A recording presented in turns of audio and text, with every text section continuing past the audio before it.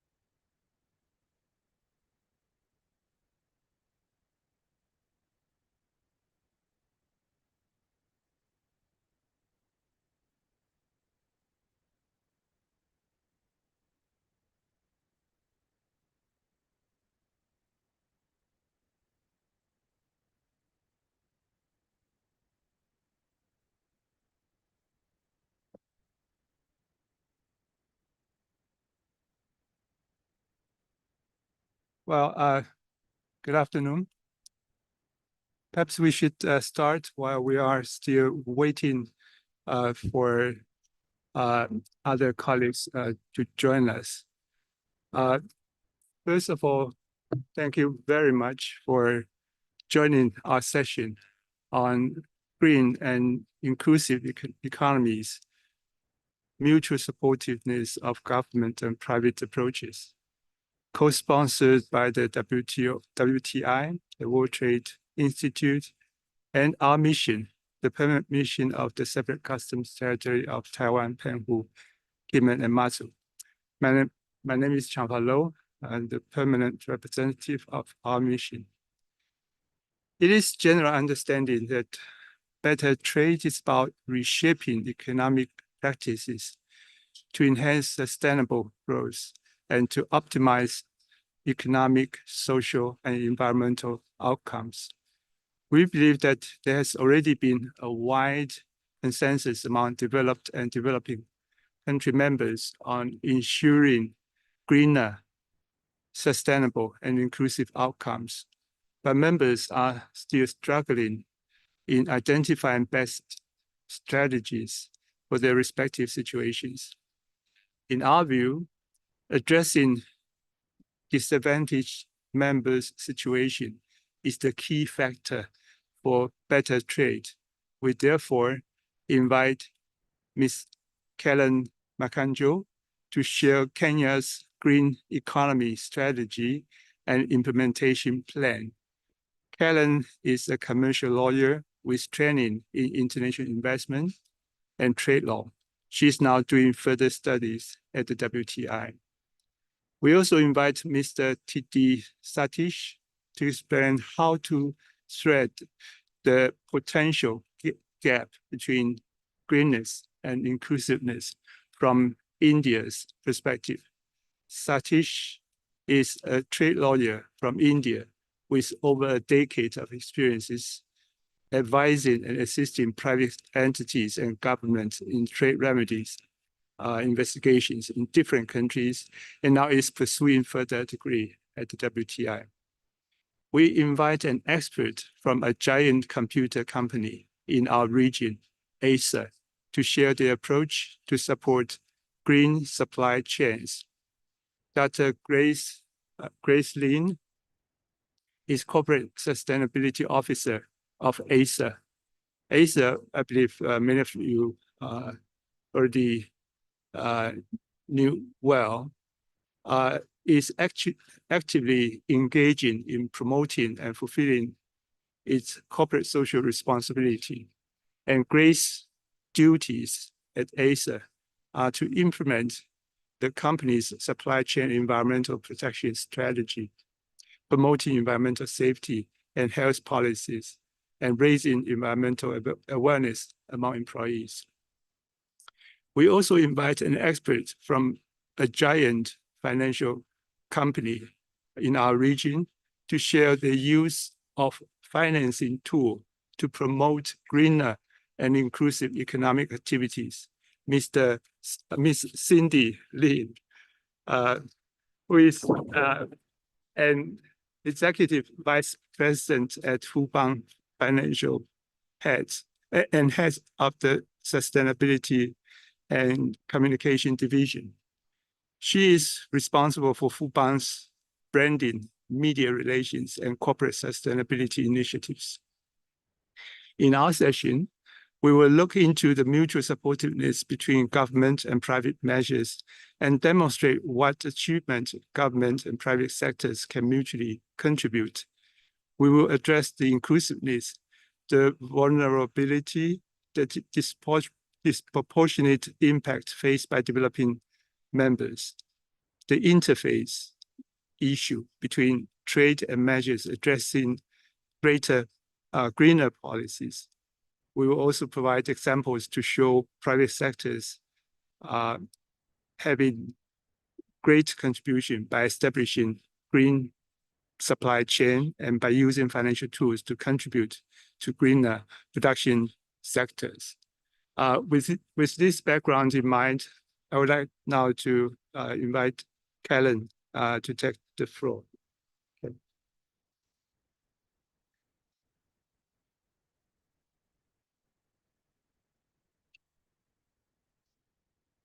Uh, Thank you so much, Ambassador Low. As mentioned, my name is Kellen Maganjo, and it is my distinct pleasure to be speaking at this panel today to share my country's experiences in delivering sustainability with green economic policy, especially in light of the disadvantages that many developing countries face. Just wait for the slides.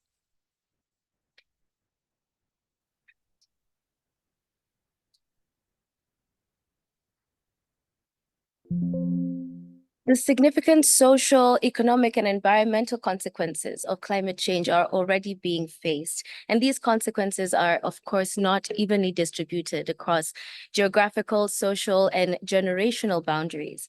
And developing countries continue to be disproportionately impacted by these adverse effects of global warming due to lack of infrastructure, technology, and financing to fortify against their vulnerabilities. And it's for this reason that it's imperative that developing countries establish key policies and programs towards the realization of green economies. But before we look at the Kenya example, I think it's important that we define some of the key concepts that we're going to be discussing today. First, sustainability and sustainable development. These are multidimensional concepts that feature both social, political, and economic factors. The concept merges two distinct but connected concepts. The first, intergenerational equity, ensuring that future generations are able to meet their needs. And the second, intragenerational equity, ensuring the equality of the current generations and ensuring that we are all able to meet our needs.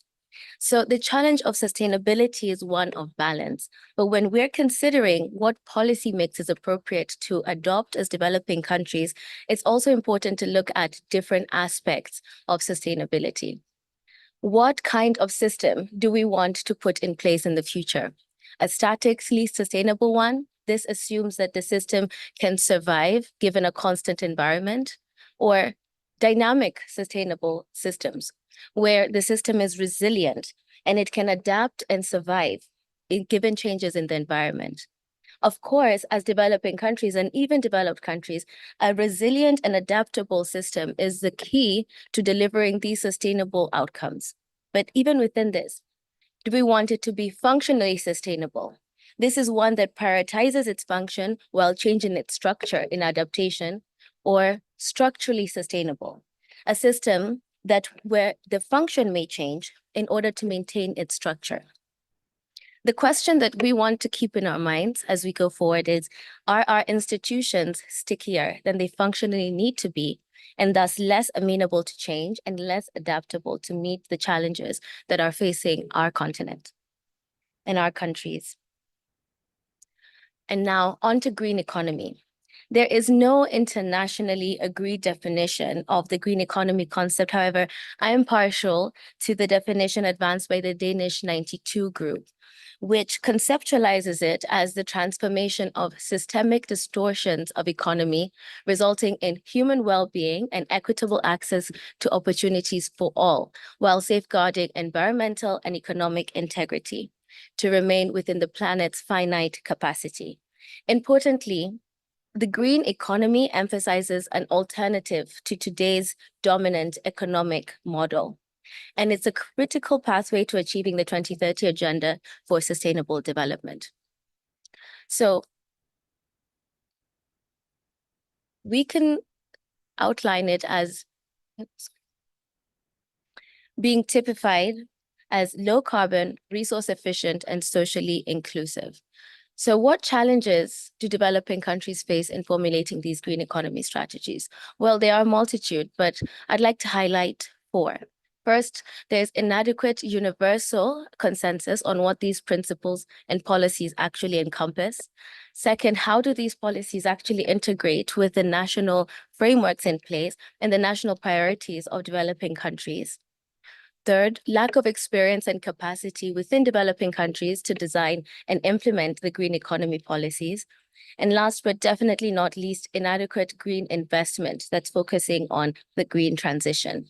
So despite there being consensus on the importance of green economy transitions, many countries are yet to develop an overall national strategy.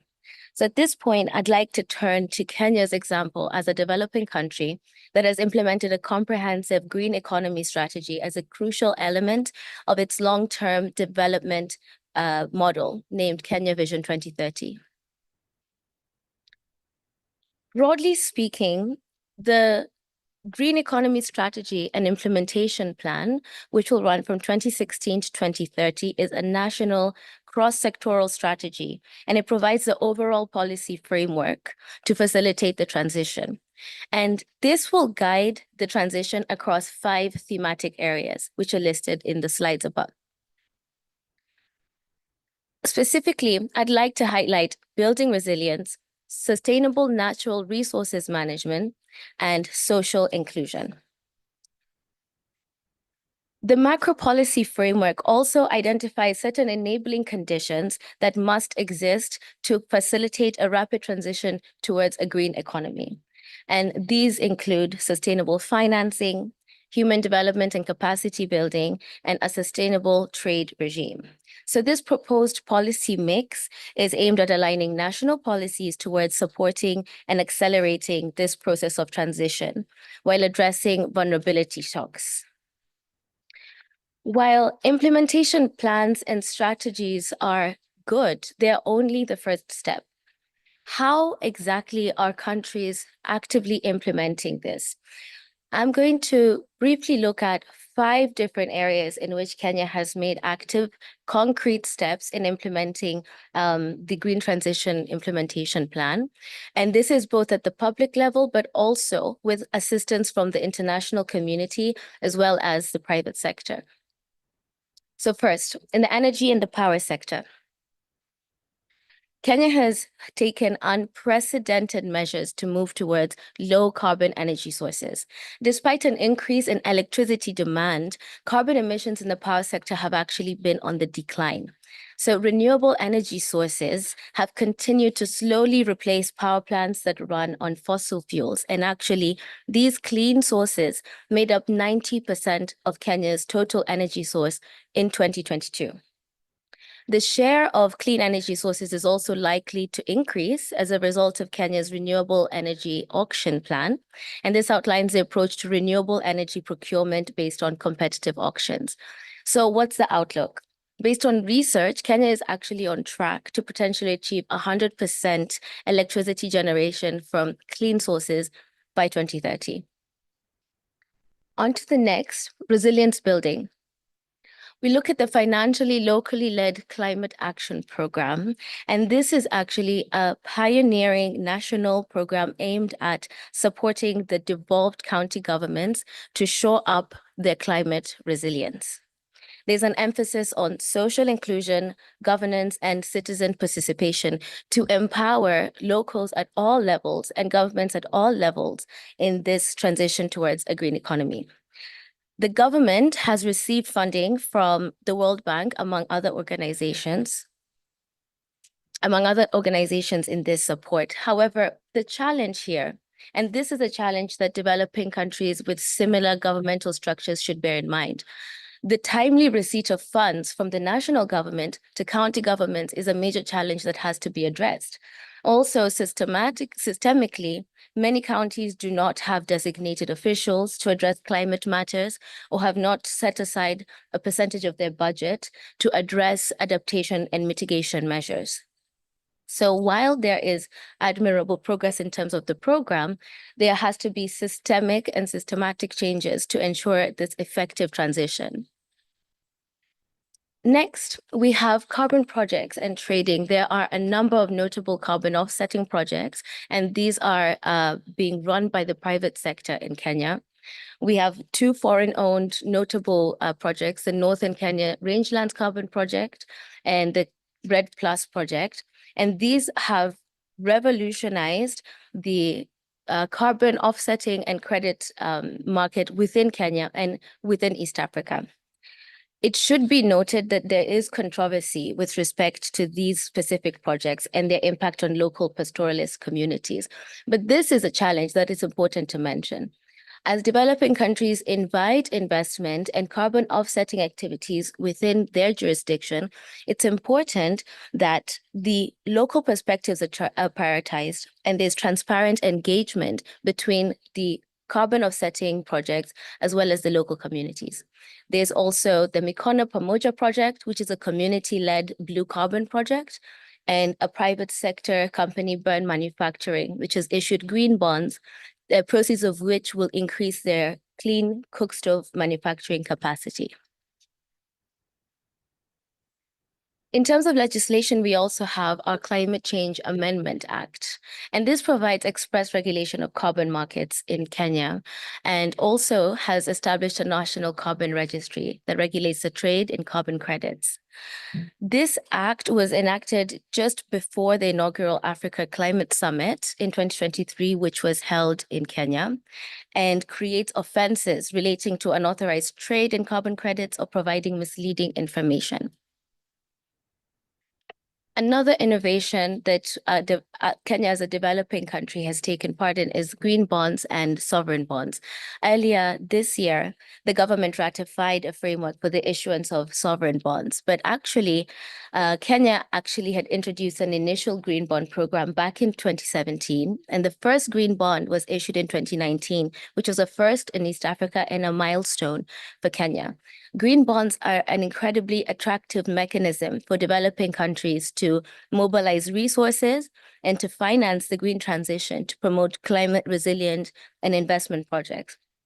Globally, the market has grown exponentially, and this shows and is indicative of the involvement that developing countries can have in this innovation. And of course, last but not least, green investment. There's been a marked shift towards green investment in Africa, and this is despite the slowdown in venture capital activity.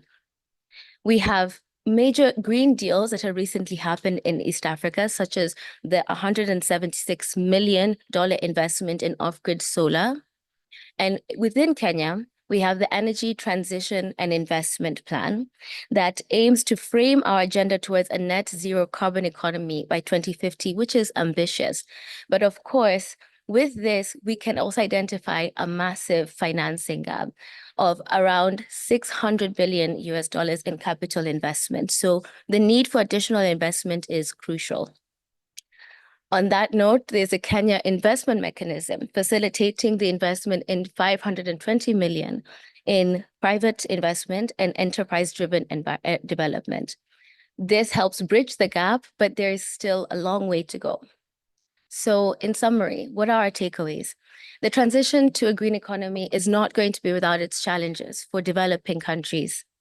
And clear strategies and plans are only the first step, but the implementation of effective policies and regulatory frameworks is critical. And this includes creating clear incentives for clean energy investment, establishing clear guidelines for emissions reduction at the national and county level, and also money is key. Government expenditure policies coupled with private investment will play a major role in long-term effectiveness. Thank you very much.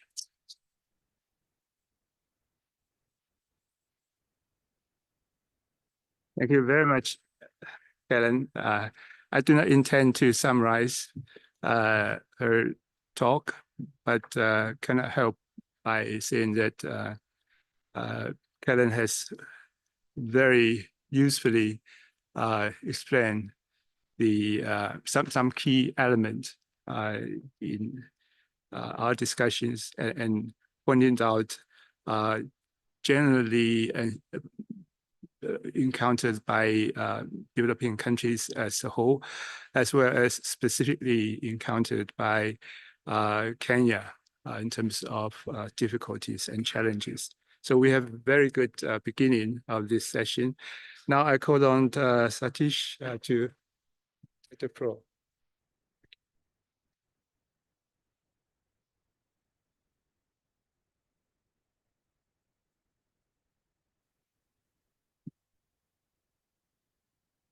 Thank you, Mr. Permanent Representative, and thank you, Kellen, for this insight. What I will do in the next 15 minutes is I'll try to lay down very briefly the contours of how SME inclusivity in green trade is affecting the existence of SMEs and what are the risks that are facing them and how can that be overcome. I will be also focusing on India's policy space on how they are taking SMEs and they are helping them transition into green economy.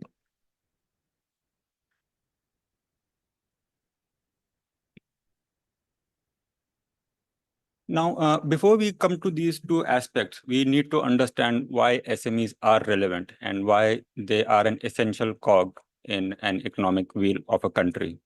Now, if you see the statistics, 95% of all companies comprise of SMEs. They are about 60%. They contribute to total employment. They have about 50% of contribution to value addition.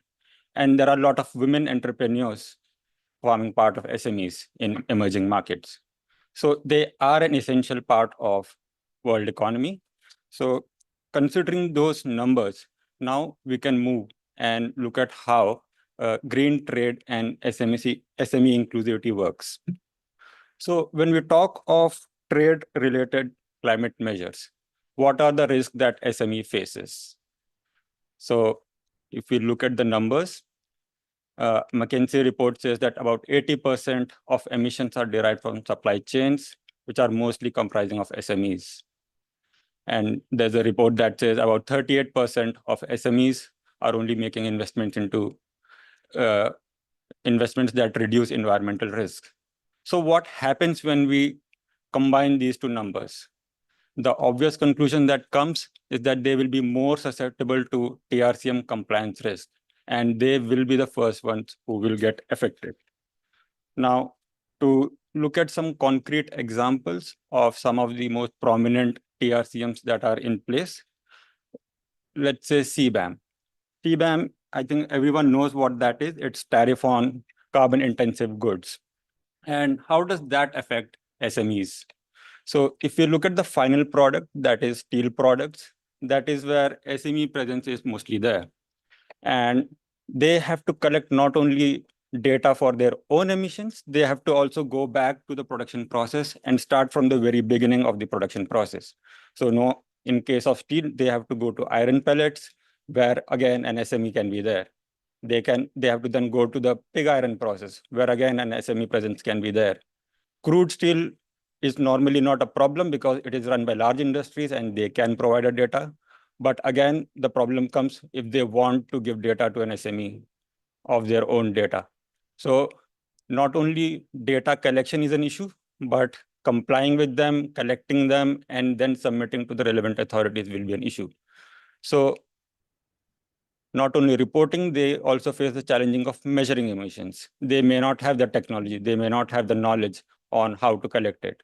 And if suppose more than one country starts implementing CBAM-like measures, they will have a compliance conundrum. They may not know which country wants what information.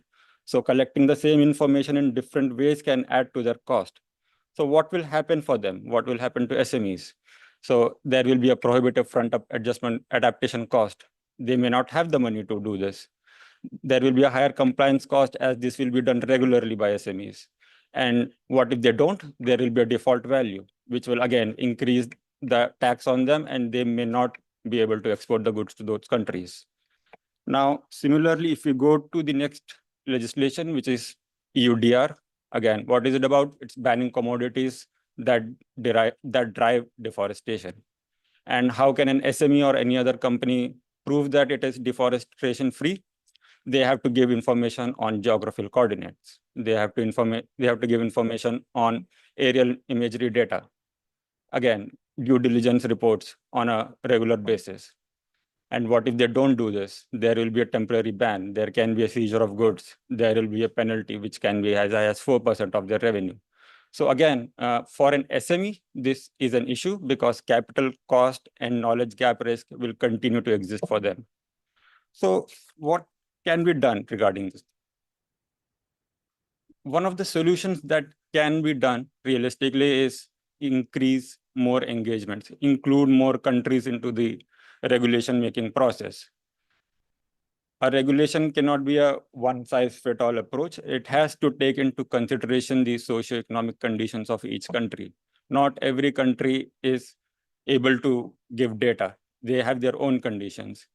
And when it comes to making standards, every country can come together, have a discussion on a forum like WTO, come up with environmental standards that are clear, consolidated, so that every country or every company in every country are able to comply with them very easily. What more can be done? There can be carve-outs, especially for SMEs. There can be an exemption, like India is asking for CBAM exemptions for SMEs. We can also take cues from trade remedy legislations where de minimis exports are there and there is no duty. That can be talked about. Or there can also be a longer transition that can be given to SMEs to comply with them. Apart from that, local governments can come in. They have to intervene and reduce burden on them. They can give more financial incentives. They can reduce interest rates, and which can help SMEs, which will enable SMEs to act more responsibly while taking the path of green economy. Now, the second aspect that we now have to see is what is India doing about SMEs and how it is helping empower SMEs, but at the same time help them transition into green economies. So India does not have an umbrella provision like the EU. They have different schemes for different industries, like for SMEs, which in India is called MSMEs, which includes micro industries. So they have about 17 or more schemes, which focuses on employment generation. It focuses on financing. It focuses on skill development. And recently, they have also started schemes which focus more on sustainability and climate change resilience. So I will be focusing on two schemes, and I will also look at two more innovative schemes that India is now taking up.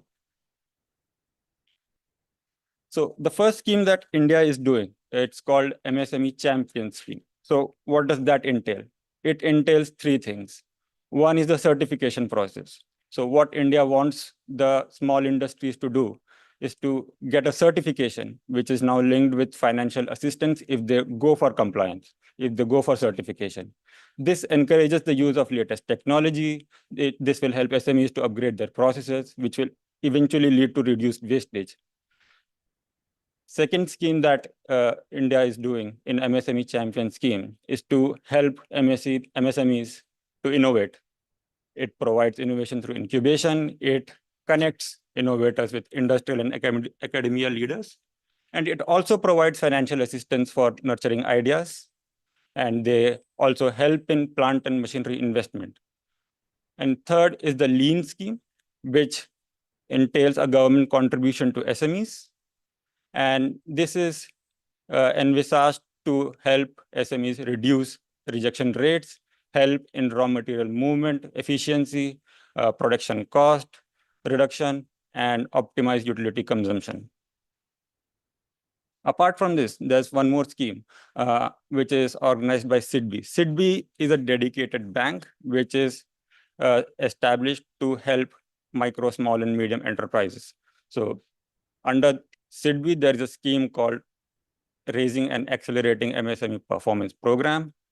What it entails, there are two things. One is a scheme that promotes investment in circular economy. So this encourages MSMEs to adopt international circular economy practices. And how do the government help? They help in providing credit. They help the industries to create demand. They provide information, they provide education, they again connect with the industrial leaders to help SMEs transition to circular economy. Apart from that, what they also have is an MSE gift scheme, which is an interest subvention scheme. So MSMEs who want to get into circular economy, they can get loans at a lower rate. Again, this is specific to industries that want to promote green technologies. Now, with this, we come to two more schemes. One is a very, very innovative scheme that India has. and it has been launched very recently. It's called the Govardhan Scheme. And why it is called Govardhan Scheme is the fact that India has the largest number of cattle in India. And if there is a lot of cattle, there will be a lot of wastage. So one way of reducing wastage is to use them and convert them into compressed biogas. So India has recently launched this program where they have an outlay of about 5.64 billion rupees. And what they will do is they will give financial support to a lot of industries at a rural level, at a town level, at a city level, and help them establish such plants, which will act as alternate energy resource. Apart from that, India also has the largest production of coconuts. And with coconuts comes coir, which is the outer product of coconut. How does that fit into all this? Climate change is not only about emissions, it is also about using available resources and reducing wastage. And coir industry is one of the industries that is not much talked about, but uses sustainability to the maximum level possible. So under this, government has various schemes, the most prominent being the upgradation scheme, where government comes and helps these industries to update themselves to the modern infra facilities. So they help in improving the cost effectiveness, they help in enhancing competitiveness, and they promote adherence to established standards. Apart from that, government also helps women entrepreneurs in this industry to become quality conscious, and they provide stipend for training, and they also help in self-employment opportunities. So with this, what we can conclude, there is no one-size-fits-all solution. A country cannot expect to make a regulation and think that all other countries can follow it. It has to take into account the socio-economic impact of each country. There are innovative solutions that we have seen in India that can be implemented. Look at the resources that you're abundant in, how you can use that and reduce wastage, at the same time promote greener economy. You have to also have a understanding of other SDG goals. Reducing emissions is not the only way to act on climate change. You have to also act on other SDG goals. Taking care of gender is important. Making sustainable cities is important. Responsible production and consumption process is important. And finally, harmonization is the key. Every legislation that is coming up, it has to be ensured that there is a constant discussion at a multilateral stage, so that all the legislations have common things to take care of that SMEs can easily comply with. With that, I thank you all.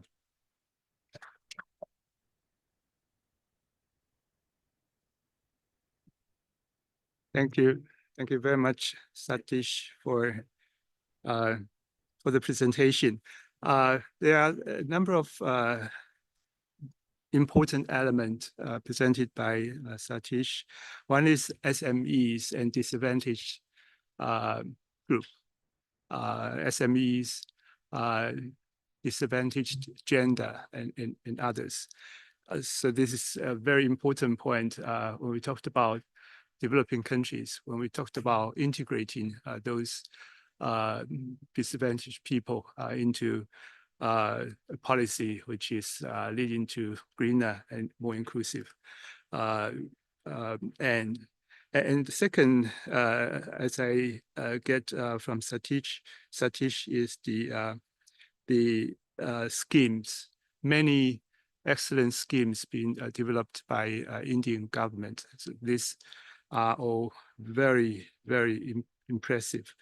Actually, Satish already mentioned about private sector's contribution in this whole idea. So we'll be now turning to private sectors. We have, as I mentioned in the beginning, two speakers. One is from the manufacturing industry, another one from the service industry. Perhaps we start with manufacturing industry, Grace from Acer, will be talking more about green supply chain. Grace.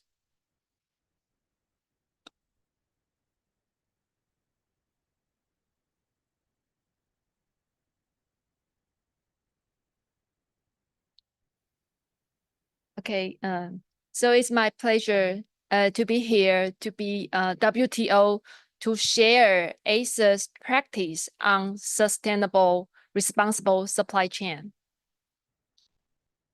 Yeah, sorry, this is the last one. I need to go back to the first.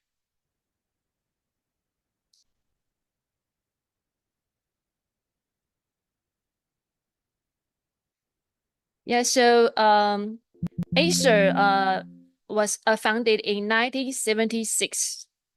Yeah, we are provide the computer and a lot of product and solutions with presence in more than 160 countries. To ensure our sustainability, we continue incubate multiple business to strengthen our corporate resilience, and also we provide a positive impact by providing solutions on smart, circular, and low carbon products. So breaking barriers between people and technology is our mission when the first day of ACE's inception. And creating values for a better future is what we want to achieve through ACE's ESG. All of us know the world is changing, and so is the climate. So regardless of borders, climate issues affect countries, individuals, companies. No one is an outsider.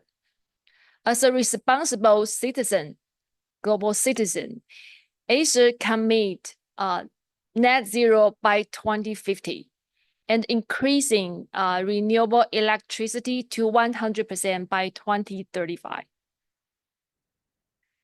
So to achieve these ambitious goals, so we develop net zero strategy, detailing 9 directions under 3 key pillars: operations, product and services, and the value chain.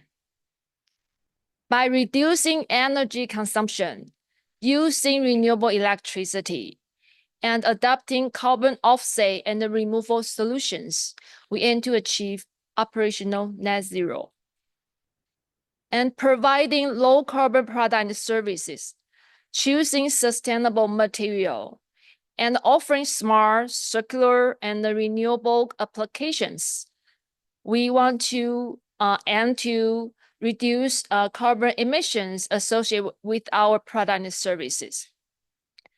Then to achieve the net zero value chain, it is the most difficult part. We must continuously co-work with our suppliers and partners. Not only the strategy, we also set a quantitative target into our short-term, mid-term, and the long-term plans. For renewable electricity, we aim to achieve our renewable energy percentage to 60% by 2025, 80% by 2030, and 100% by 2035. For carbon reduction, we set science-based target carbon reduction goals aligned with SBT. And we aim to reduce 50% of carbon emissions for Scope 1 and 2, and 35% for Scope 3 by 2030. And for product level, we will reduce 45% carbon energy consumption for our computer product and use 20 to 30% of PCR plastic, which means post-consumer recycled plastic in our computer and display products. So to achieve the above goals, objective, and target, we must cooperate closely with our supplier. Supplier plays a pivotal role on our pathway to net zero, to sustainability. So the first step to establish a responsible supply chain is to establish a code of conduct, the supplier's code, to set the clear rules and the requirement. So we develop those 4 stages. The first stage is introduction. We must to let the supplier know what kind of rules and the requirements that they have to obey. So we adopt Responsible Business Alliance Code as our supplier's code of conduct, a set of social, environmental, and ethical industrial standards, which is industrial use. And we, at the first stage, we must communicate and ask suppliers to also sign the declarations. The second stage is assessment. Both sides, not only Acer, but the supplier need also make their self-assessment to know which part is high risk. Then we will go to the third phase, that means validation. In our perspective, we thought on-site audits is one of the most effective way to make sure our suppliers obey the code of conduct. So we will request high-risk supplier, they conduct a third-party on-site audit. Then, of course, the phase 4 is ongoing improvement. We will provide training, ongoing training, and conference to introduce a global norms and the standard and the trend to our suppliers. Through those 4 phases of environmental and the social management process, we aim to build a responsible supply chain. And of course, for energy and the carbon management are priorities in our supplier environmental management scheme. So from carbon inventory, carbon reduction, science-based target setting, CDP carbon disclosure project. Currently, 76% of our critical suppliers have committed to RE100 or science-based target setting. And 95% of our first-tier suppliers have already incorporated climate issues at board level. So we include all the requests, the rule, the code of conduct into supplier ESG scorecard to evaluate and manage our suppliers' social and environmental performance. So those score will also included in our quarterly business review meeting to senior management on both sides, our side and the supplier side, to drive business change. So besides the code of conduct, and we also include the management scheme and the ESG scorecard, we also introduce international norms and the standard like ISO, TCFD, CDP, SBT, since we want to build an international responsible supply chain. So not only the top-down management, the rules, the requirement, we thought if we want to make more positive impact, I think we thought the culture cultivation is the basic. So we start from our internal initiative, which names Acer Earthian. Earthian, it's the internal program, the initiative is Acer Humanity. So the humanity is for our employee to encourage their day-to-day life to embed a more environmental lifestyle. Very small things beginning, like bring your own mug or climb stairs instead of elevator. And it acquire a lot of echo. So we expand the scope to our suppliers. We have a slogan internally, means every decision counts. So we expand it to our suppliers. We initiate a co-create initiative named Acer Earthian. Earthian means Earth Mission, which the word is created by Acer. So it includes 6 missions: product design, packaging design, production, recycling, energy, and logistics. We aim to address environmental challenges with innovation solutions. So one eco-friendly product, Vero, is the best practice under Acer Earthian. We use high percentage of PCR plastic, recyclable and reusable packaging design, and the design to be easy to disassemble. The most importantly, those eco-friendly design did not sacrifice its appearance. It's still very good look. And circular economy, like Ajay just said, is one of the key parts to facilitate the net zero. So, but for a circular economy, which require different companies to join or different sector to join to play different roles. As a brand, Acer used high percentage of PCR to create demand and to facilitate the ecosystem. So not just the one laptop.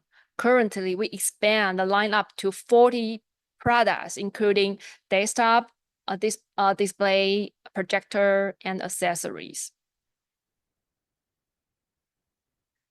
So for a company to be sustainable, ongoing innovation is essential. So Acer continued to create new products and services to foster innovation. Last year, we unveiled Conscious Technology Vision. Conscious technology encompasses 4 life modes: working, learning, moving, and living. We try to use conscious technology, those product concept and service to tackle climate change issues. Just listen to me is kind of tedious, so let me show you a video to see how Acer incorporate conscious technology into our product and the service. No. Vamos. Está bien, está bien. What if we can always make it in time? You need to wear your earset. What if we can give everything a second life? At Acer, we create solutions to empower the everyday heroes in all of us by applying smart technology to everyday life.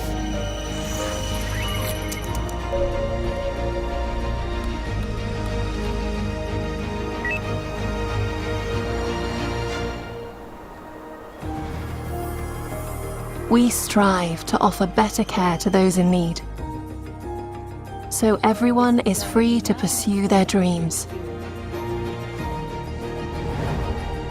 We are all in this together. Our future and our planet rely on each and every one of us.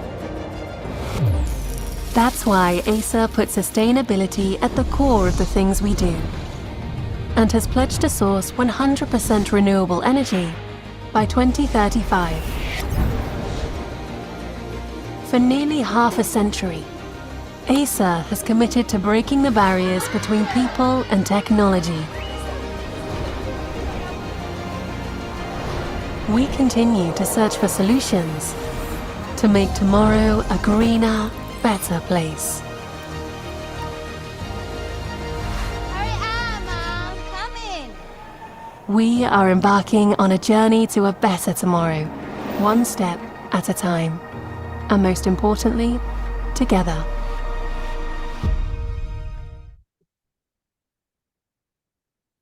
Acer strives to net zero by setting commitment, strategy, action plan, and leverage our core competence.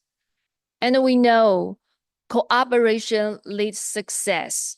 So we made a top-down responsible supply chain management scheme and also co-create initiative Earthian, try to build a responsible supply chain. And furthermore, we integrate the conscious technology into our product and the services, try to lead supplier chain for that the supply chain can tackle the climate issues.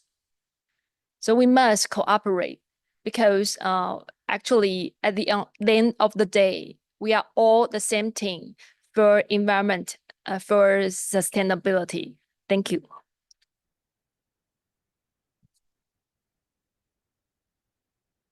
Thank you very much, Grace, for letting us know the essence of green supply chain. How does it operate and how does it work? From setting the goal, from making the assessment, from validating the result. So these are all very impressive, especially all of these are self-initiated. So this is the thing that we all wanted to see happening. The 4 words actually have already summarized the whole discussion, the whole idea, our future, our world, our planet. So these are perhaps very good, but although it is still preliminary for the purpose of our discussion, very good summary of our discussion, at least up to the present stage.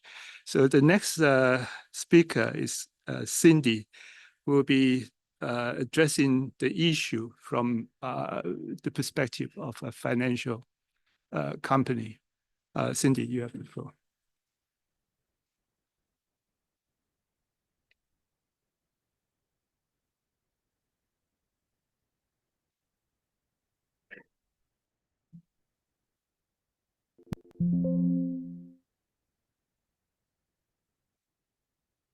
Good afternoon, everyone. Thank you, Ambassador Luo, for having me here. It's my honor to sharing Fubon's sustainability stories to WTA public forum. Let me firstly introduce what is Fubon Financial doing. Fubon Financial Holding stands as one of leading financial group with headquarters in Taipei, offering a comprehensive and a diversified range of financial products and services, both in Taiwan and major cities across Asia. Importantly, Fubon is dedicated to sustainability, exemplifying its leadership in cultivating sustainable financial ecosystem that benefit both the economy and environment. This commitment has earned Fubon numerous international recognition, including inclusion in the Dow Jones Sustainability Index and MSCI ESG rating.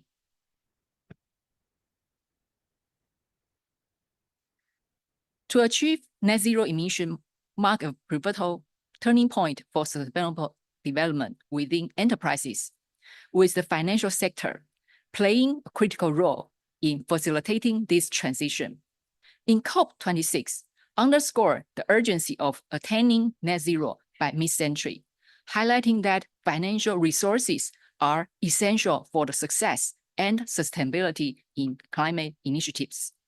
The formation of Net Zero Finance Coalition, which include 450 financial institutes, signifies the collective commitment to achieving net zero emission by 2050.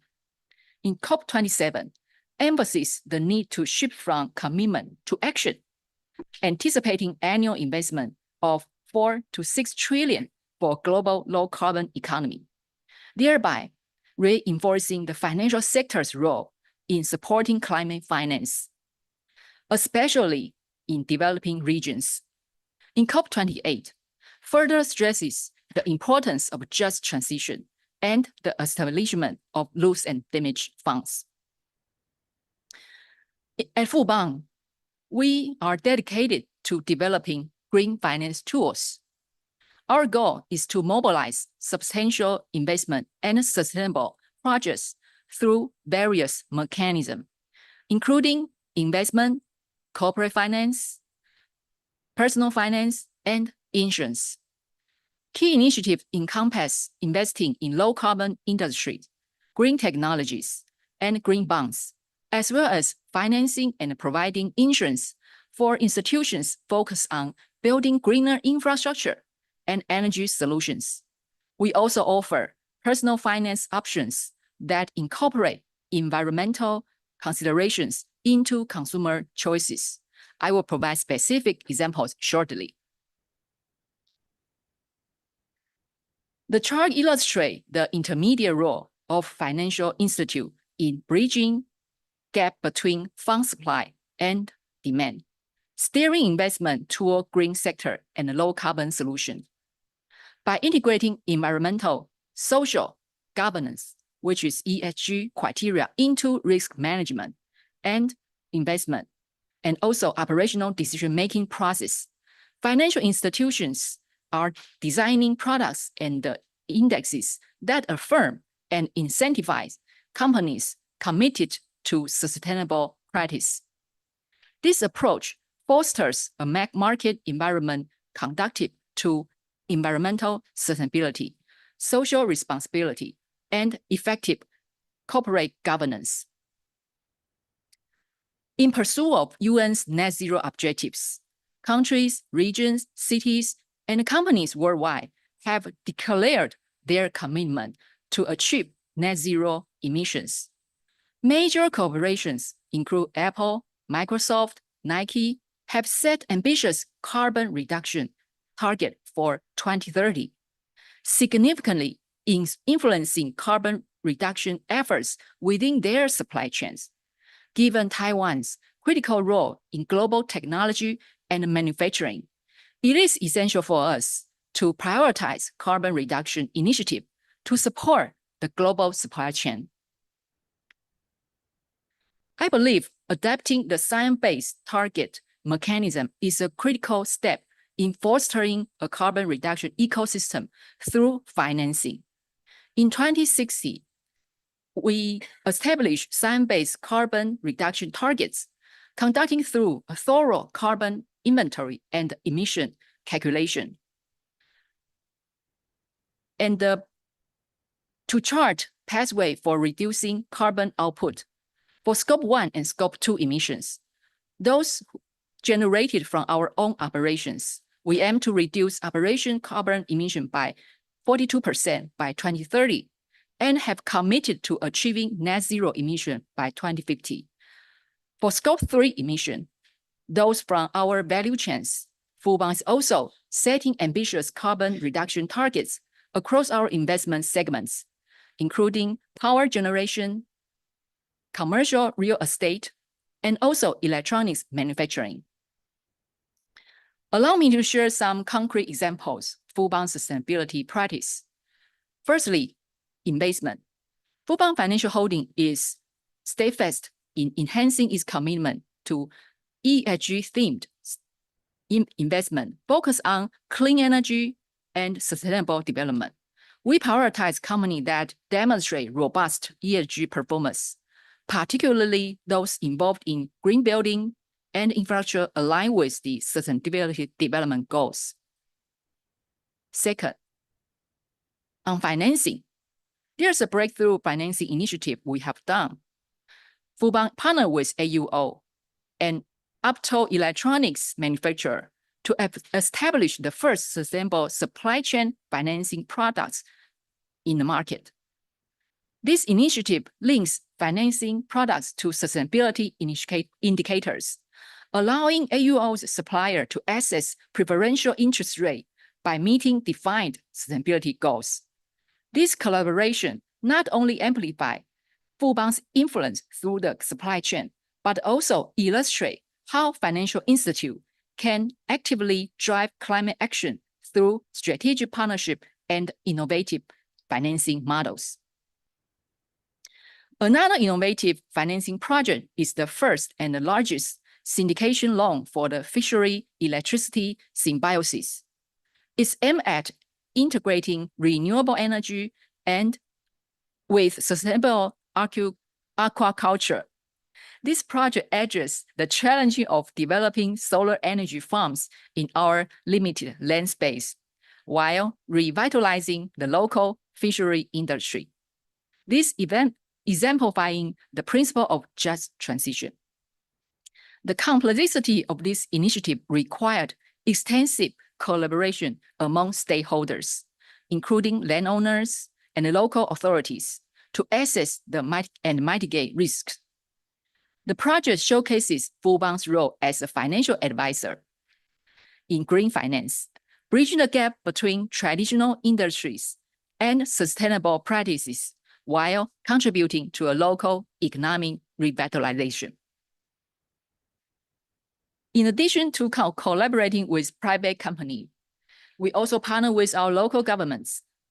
Taipei Fubon Bank facilitated the issuance of 2.5 billion NT dollar in social bonds for the Taipei city government.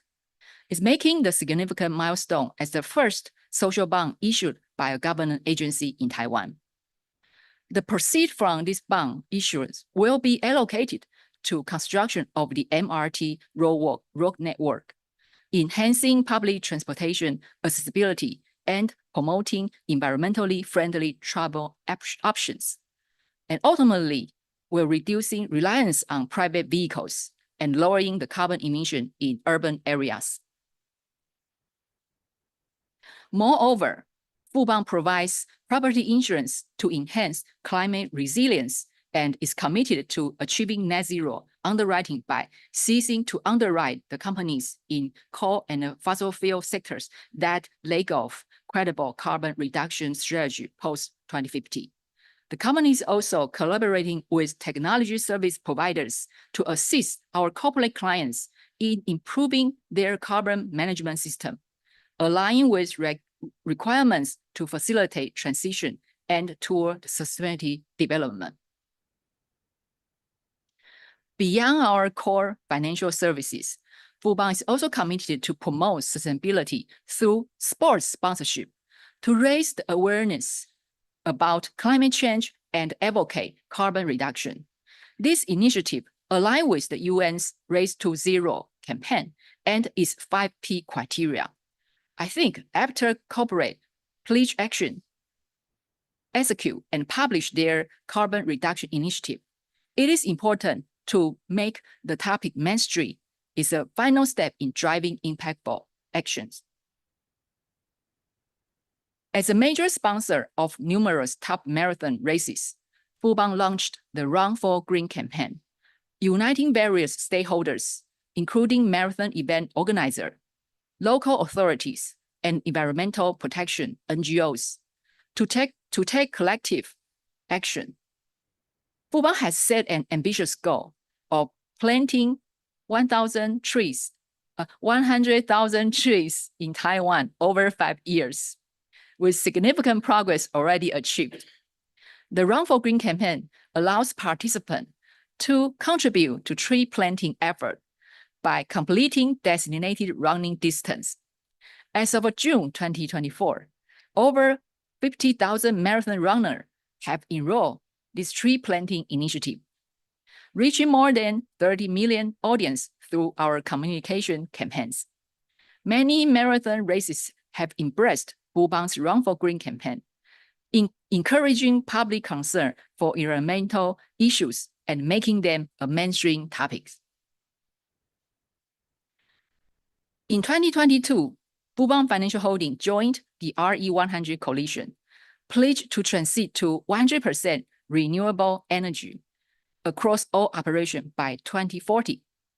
We also implementing strategy focused on energy conservation, renewable energy production, and increased procurement of green electricity to significantly reduce our carbon footprint and support the sustainable energy development in the market.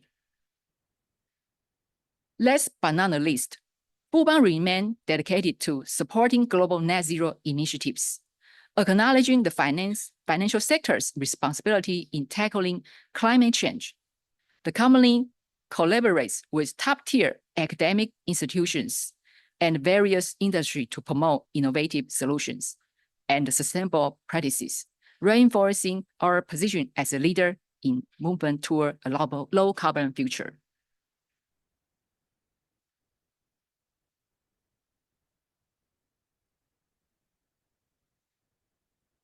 So thank you for listening to my sharing.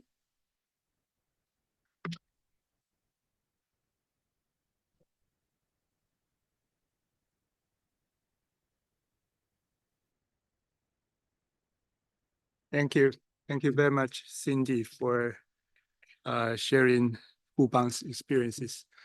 First, I would like to congratulate to Fubang for being recognized by many institutions for its achievement in different areas, including being recognized by the famous Dow Jones Sustainability Index. This is all these are, of course, very remarkable achievement. Well, I must admit that prior to talking to Cindy some time ago, I didn't realize that the service industry can also be very influential in helping sustainability across different sectors. As we've heard from Cindy's presentation, there are quite a number of financing tools being used by Fubang. These are definitely a very good approach to maximize the potential tools for the purpose of achieving sustainability. And we also, well, I personally also am impressed by its approach in not only helping private companies, but also even helping local government to achieve or to support sustainability or green policy. Most remarkably, Fubang also used sports as one of the opportunities to achieve or to promote the very fundamental value as an enterprise. So having heard all these four very fruitful presentations, let me challenge you by asking you first, what could be other challenges for developing country members, considering their disadvantages, considering their short of resources, their lack of enough experiences, their lack of investment, as mentioned by some of our colleagues here. And secondly, what are the possible tools that could be used by private sectors? Are there other examples or experiences that could be shared? And most difficultly, or most importantly, now here we are in the WTO. We are talking about the international organization responsible for international trade. So what could be the role of the WTO in making all these good things happening or being expanded? Are they mostly or substantially trade related, or how can we make them trade related so that they can be subject to the competence of the WTO to do something that could help the good things being disseminated. So these are the good things that perhaps we can think together when you put forth your questions, if possible, bear this in mind. Otherwise, any questions to our speakers will be welcome. We still have about 6 or 7 minutes. Now the floor is open. Yes, identify yourself first, and then put your questions in a more concise manner. Thank you. Well, thank you. My name is Fabio. I'm a journalist from Brazil. I work at Folha de São Paulo newspaper. I have a simple question, but I don't think there is a simple answer to that. So this year's WTO report says there is a huge opportunity for trade to be part of the solution to climate change. For example, by allowing industries that rely on dirty energy in one place to move to locations that rely predominantly on clean energy. Brazil may have a lot to offer in this regard, since more than 80% of its energy comes from renewable sources, such as hydroelectric, solar, and wind power plants. However, green speech alone may not be enough to encourage this change, especially since countries may fear the loss of factories and jobs with this shift. So the question is there a way that the WTO and the world as a whole can promote this kind of change while also mitigating these concerns? Thank you very much. We will collect more questions. Yes, please. Hello, my name's Amy Ju Chen, government researcher from this country, obviously. So I actually have a comment both towards Professor Lo's question and towards Fabio, if I may. The first one is I would like to answer to I would like to make a comment to as to what challenges that is specifically facing the developing countries when we're transitioning to green economy. And what I would like to point out is I really appreciate how Satish pointed out compliance cost, because and I also very much appreciate even though we already talked about it yesterday, that you point out the importance of how the harmonization of different standards for all these private sectors to adhere to can be achieved and should, and how multilateral forums like this can facilitate that conversation, that engagement. And but I would also like to kind of pose this question to our panelists. So I would probably say that both India and Kenya are, among all other members, a lot more engaged in multilateral settings, international affairs than other countries already. So like, how would you identify your difference, or how would what would you say your country's experience can have some sort of feedback towards other country that might have that kind of resource? And to Fabio's question, I think your comment already kind of answered the question, no? And I think another thing I would like to point out is both Kenya and India's example have already pointed out a lot of different approaches of how trade can be part of the solution exactly. And yeah, thank you. Very good. Other questions? If not at this the moment, can I ask my colleagues here who wanted to? Yes, please, Satish. Go ahead.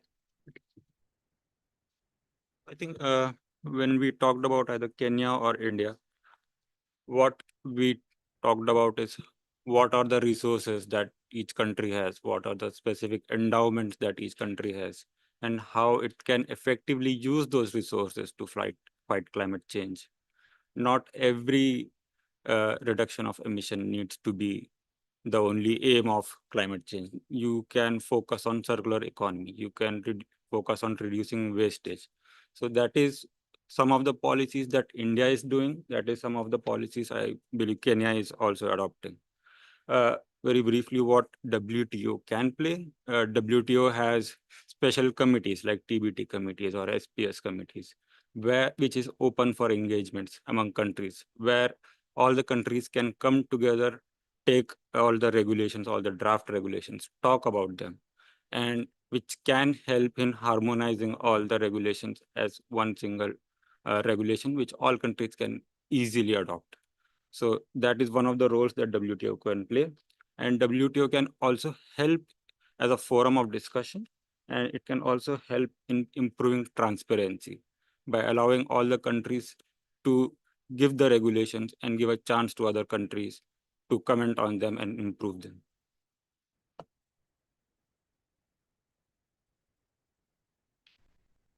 Yeah, thank you for the question. So my comment is also on, the role of trade when it comes to transitioning to a green economy. In my view, green economy, transition, and trade are inextricably linked. First, trade can help developing countries actually harness the increasing global demand for environmental goods and services. And so while developing countries embrace that transition to an inclusive green economy, then they're able to harness and capitalize on that different avenue of trade. But also increased trade will bring in new and will generate new public and private investment in developing countries. So I think that there's two ways in which trade can play an important role. But also a quick comment on the challenges, as Satish has so eloquently put. Each developing country has its own unique and idiosyncratic set of factors that national governments have to consider, which is why when we look at policy frameworks that, for example, Kenya or India has put in place, these are examples that can lend some, insight into what a particular country has done. But again, national policy mixes have to be so carefully structured for the particular country. But what the WTO can do, and as Satish had said, bringing together in a majority of the world together in this platform allows for discussion, allows for collaboration in informal and formal settings. So it allows for countries to be able to share. And just like we're doing in this platform now, we can learn from each other and learn from each other's experiences to grow and better our transition. Thank you.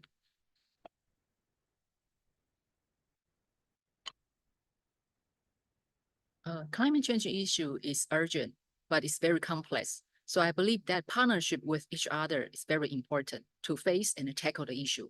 I think that WTO offers a great platform like today's forum and the public forum these days. So I think that WTO can bridging the countries from different development status to tackle the climate change issue and think about the solutions by learning from each other. Yeah, like the previous speaker expressed, I think the objective of WTO is facilitate international trade, but currently it must harmonize, include ESG climate change issues. But it's such a big question. It needs everybody's involved. So for a private sector, of course, I think a public sector and the private sector, we have different roles. So for private sector as ACER, so we try to tackle this kind of problem or issues and from our operation of product, service, and our value chain. So each person, each sector has its role. So we must to do more efforts. But if we talk about the role of WTO, I think that, yeah, of course, today's is a very good beginning for me for share and for listening and learning from the other stakeholders. And I also hope that when WTO try to harmonize ESG into the world trade, they can consider that to put more encourage to the company like Acer, because we provide more eco-friendly or solutions. If we consider more encouragement, that will drive more company to join in that part of role and to facilitate to tackle climate change issues. Thank you. I think although the discussion part is too short, but still we've heard very important elements being exchanged and expressed. Just a few words, only a few words. We have already delayed for 2-3 minutes. A few words about whether trade is a solution. Well, my thought is trade is partly the solution, but not the solution. Because when we talked about trade, of course, there are good things happening, in general, it's good for developing country members. In terms of specific products, it's good if we allow green products being more easily traded or exchange between countries. But perhaps it's not enough because, as mentioned by my panelists, WTO might be able to do something more than currently what have been in place in the WTO rules. WTO rules, if we're talking about making good things happening, perhaps WTO can be more active, more positive in encouraging, not necessarily financially encouraging, but encouraging in some way or another to make all these good things happening. With this in mind, I hope you can bear what have been expressed here to put more thought on what we can do together in the future. I thank you so much for your participation, and please join me in thanking my panelists for their excellent presentation. Thank you. Thank you. Thank you. The session is closed.